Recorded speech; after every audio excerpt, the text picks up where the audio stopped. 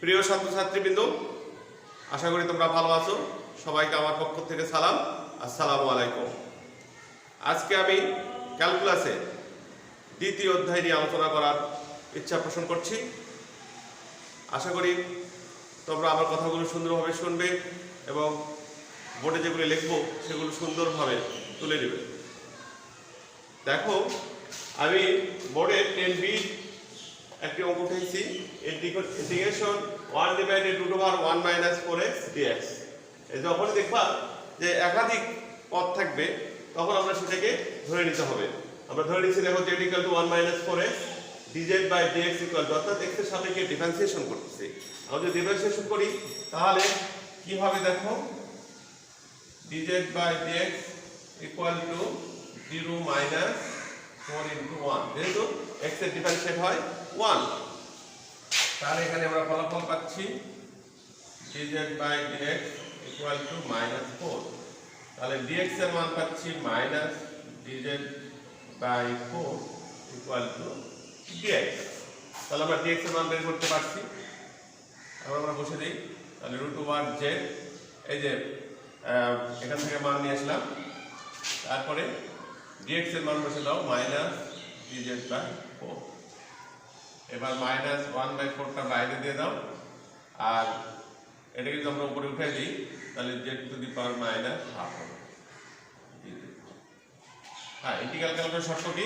পাওয়ারের সাথে এক যোগ হবে, পাওয়ার নিচে আসবে। তাহলে পাওয়ারটা আমরা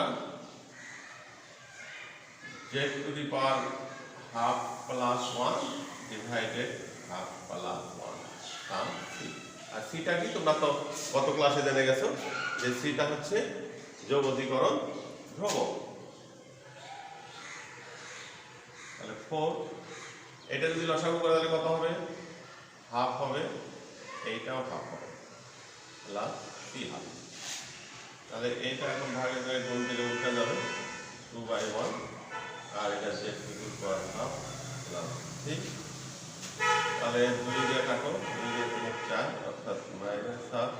তাহলে রুট মানে ½ আর z এর মান কত? 1 - 7। হ্যাঁ, প্রিয় শিক্ষার্থী, দেখো তোমরা মনে হয় সুন্দরভাবে অঙ্কটি বুঝতে পেরেছো। কারো কোনো কোশ্চেন থাকলে করতে পারো। আচ্ছা, কোনো কোশ্চেন নাই, থ্যাংক ইউ। আমরা নেক্সট অঙ্কে যাচ্ছি। দেখো নেক্সট অঙ্ক, এই চ্যাপ্টারের 2 নম্বর অঙ্ক, integration 5x sin 5x dx। এখানেও দেখো এই যে 5x, এটা আমাদের একক পদ নয়, 5 লাগানো আছে, তাই এটা আমরা ধরে নেব, ধরি z = 5x। তাহলে dz/dx = d/dx of 5x। সবসময় ডান পাশের সংখ্যার সাথে মিল রেখে ডিফারেন্সিয়েশন করতে হবে। তাহলে x আছে ডানে, তাই ডান পাশের সংখ্যা সাথে মিল রেখে আমরা ডিফারেন্সিয়েশন করলাম 5, x এর ডিফারেন্সিয়েশন 1, তাহলে আমরা পাচ্ছি dz/5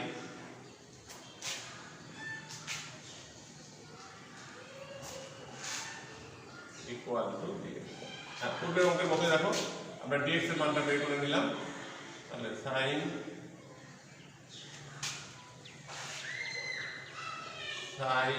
z,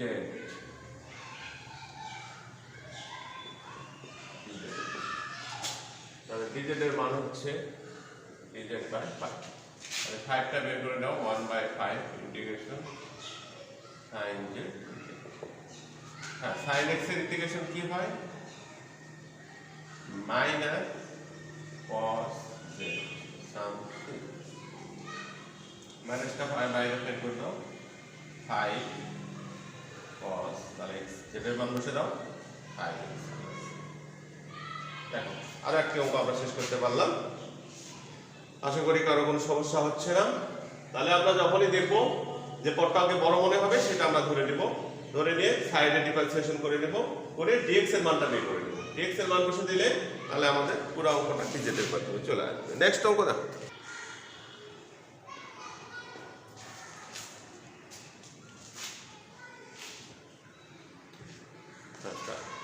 প্রিয় শিক্ষার্থী, দেখো আমরা তৃতীয় অঙ্ক শুরু করতে যাচ্ছি। তৃতীয় অঙ্কে আমরা কি লিখছি x e to the power x square dx। তাহলে এবারেও আমাদের কিছু ধরে নিতে হচ্ছে, এটা কি z equal to x square, তাহলে dz by dx equal to d by dx of x square, dz by dx equal to 2x। তো ডিফারেন্স শর্ত কি, পাওয়ার সামনে আসে, পাওয়ার 1 বিয়োগ যায়, তাহলে dz by dx equal to 2x। তাহলে এখানে dz by 2 equal to x dx। তাহলে আমরা যেটুকু আমাদের প্রয়োজন, তাহলে e to the power z x square মান বসে দিলে তা থাকবে কি x dx। এই যে দেখো x dx এর মান আমরা এখানে পেয়ে গেছি, কি dz বাই 2। তাহলে হাফটা বের করে দাও, integration e to the power z dz। হ্যাঁ, এখন e to the power z এর ইন্টিগ্রেশন কি, হ্যাঁ আশা করি তোমরা সবাই পারো। হ্যাঁ এই তো পারছো। তাহলে e to the power z integration হচ্ছে e to the power z, অর্থাৎ এটা ইন্টিগ্রেশন এবং ডিফারেন্সিয়েশন সব একই।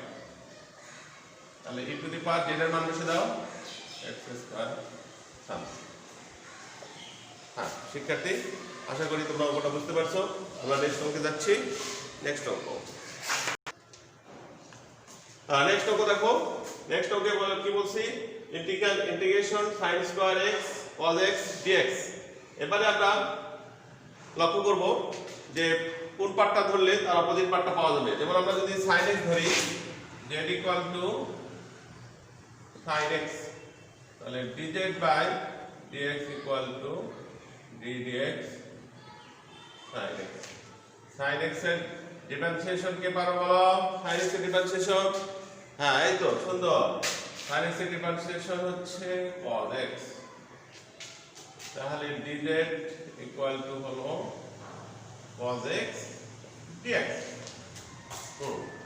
দেখো সবাই, তাহলে আমরা sin x এর মান কি ধরছি z, তাহলে এটা হয়ে যাবে z square into cos x dx সমান dz। এখন ইন্টিগ্রাল ক্যালকুলাসের ধর্ম কি, পাওয়ারের সাথে 1 যোগ হবে, ডিভাইডেড পাওয়ারটা নিচে আসবে,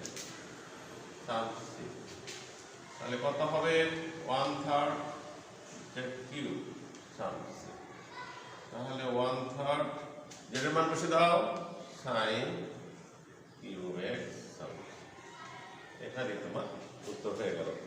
দেখো নেক্সট অঙ্ক শুরু হবে এখন।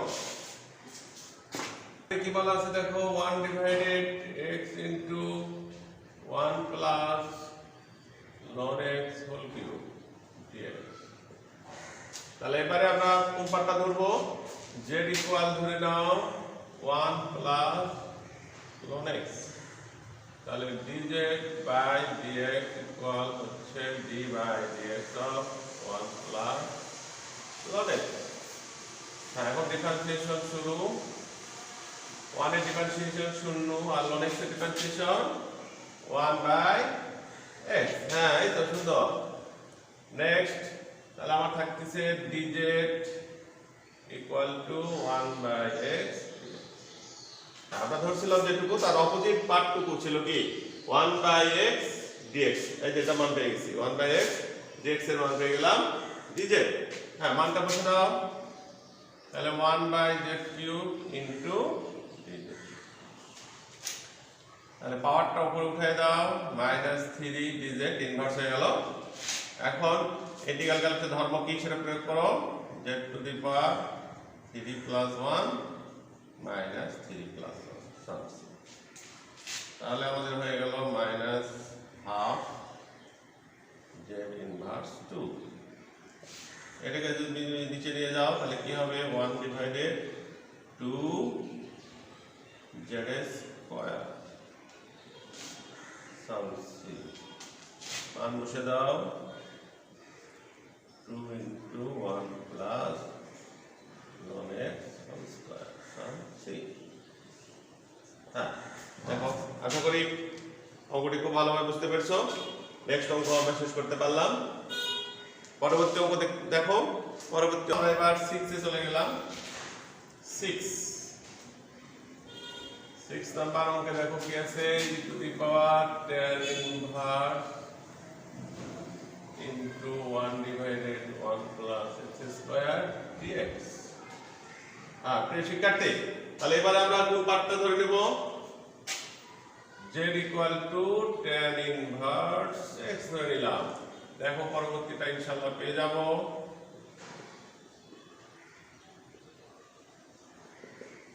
হ্যাঁ, তাহলে tan inverse x এর ডিফারেন্সিয়েশন কে পারে তোমাদের মধ্যে? হ্যাঁ, সুন্দর, এই তো পেয়েছো। তাহলে dz by dx equal tan inverse এর ডিফারেন্সিয়েশন কি? 1 plus 1 by x square। তাহলে dz equal to হলো 1 divided 1 plus x square dx। দেখো আমরা tan inverse ধরে দিলাম আর অপোজিট পার্ট যেটা ছিল সেটা পেয়ে গেলাম। তাহলে এখন বসে দাও। তাহলে e to the power z dz। হ্যাঁ, এর পূর্বেই তো আমরা শিখে আসছি যে e to the power z by e to the power x এর ইন্টিগ্রেশন কি? ওইটা। তাহলে আমাদের অঙ্কটা হয়ে যাচ্ছে e to the power tan inverse x sums. শিক্ষার্থী, আশা করি সুন্দরভাবে বুঝতে পারছো। আমরা নেক্সট অঙ্কে যাচ্ছি। দেখো নেক্সট অঙ্ক।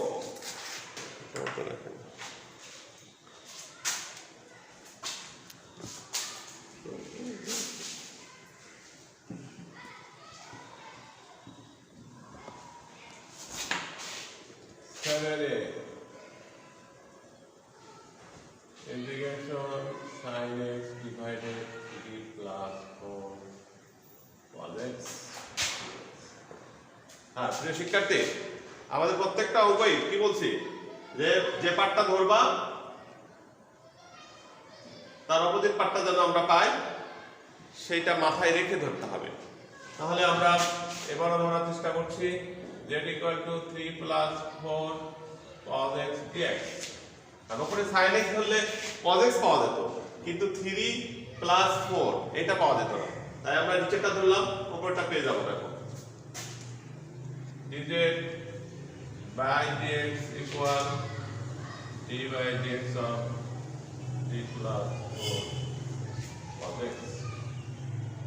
dz by dx equal to 3 K differentiate করলে কি হবে? 3 into 0 4 into cos x differentiate minus sine. তাহলে আমাদের dz by dx equal to 0 minus 4 sin x।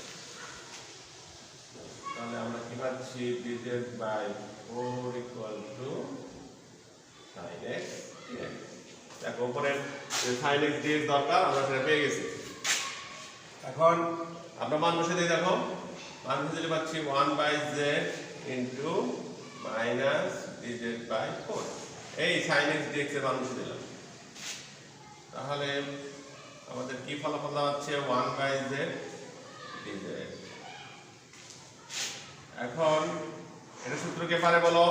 1 by z dz এর সূত্র আছে, কিন্তু কি সূত্র? হ্যাঁ, ln। এটা সমান পাওয়া যাবে ln z সাম c। তাহলে 4 ln z এর মান বসে দাও। z এর মান কত? 3 plus 4 cos x plus c।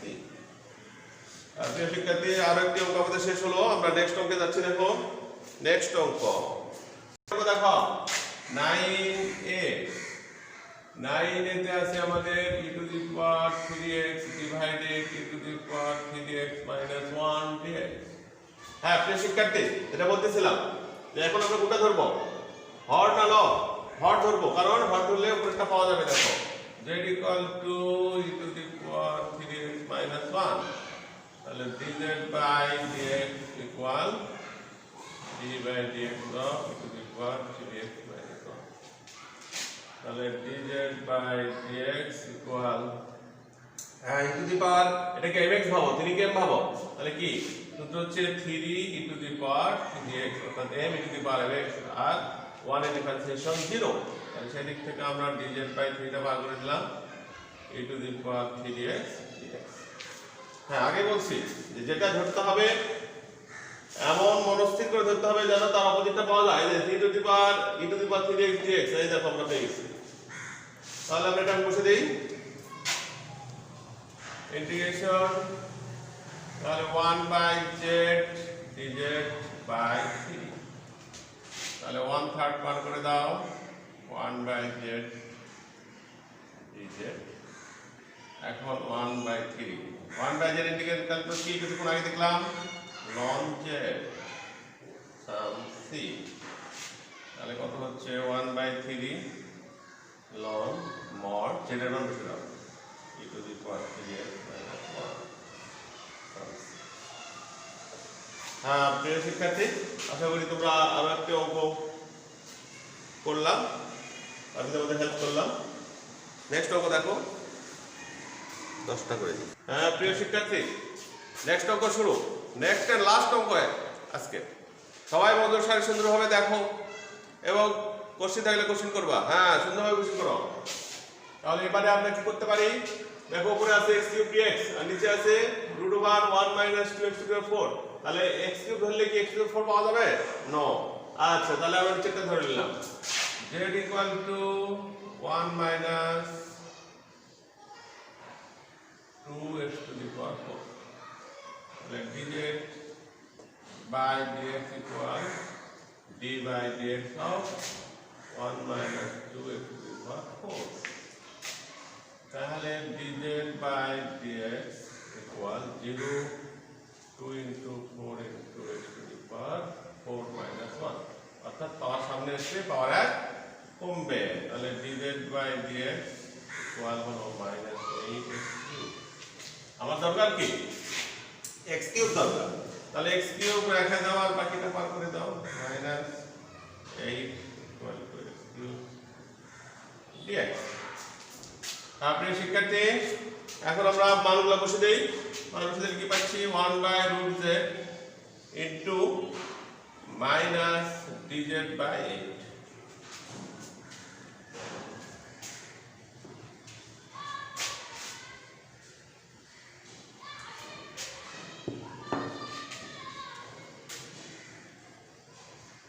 তাহলে -1/8 বাইরে দিয়ে দাও 1/√z dz